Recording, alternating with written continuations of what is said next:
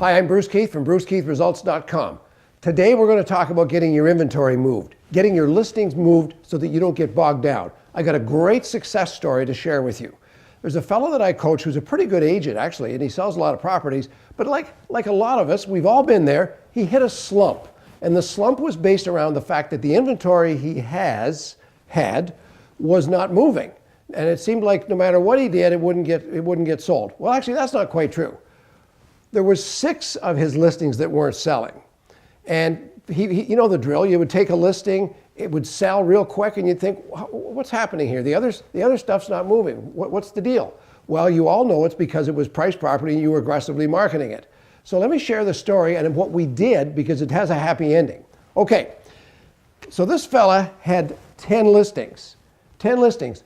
Of the 10 that he had, 6 of them were not going anywhere. And you know, all you have to do is look at your inventory. We've all had some of those, and you think, boy, I don't know what I'm going to do to get that sold. Well, you do know what you have to do to get it sold. You have to look them in the eye and tell them what they need to know. Remember the old analogy, you need to be a doctor, not a nurse. Don't hold their hand. Tell them what they need to know so they can get better.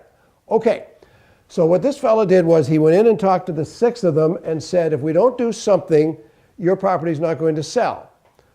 And here's where it needs to be priced, and here's why. So he showed them the market and all the rest of it.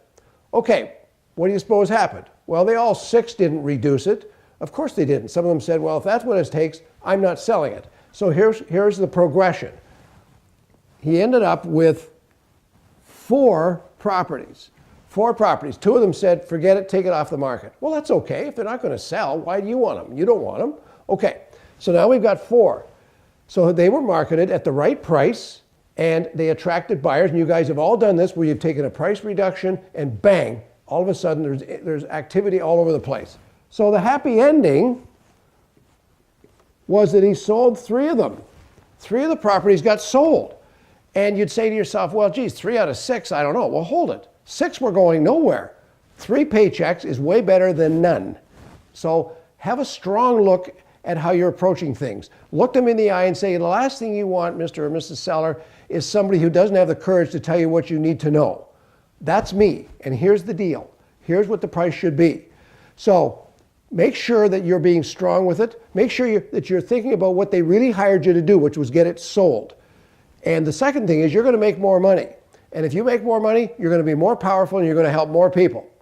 That's it. Be strong, be tough with yourself, and be equally tough with them. I know you can do it. Take care.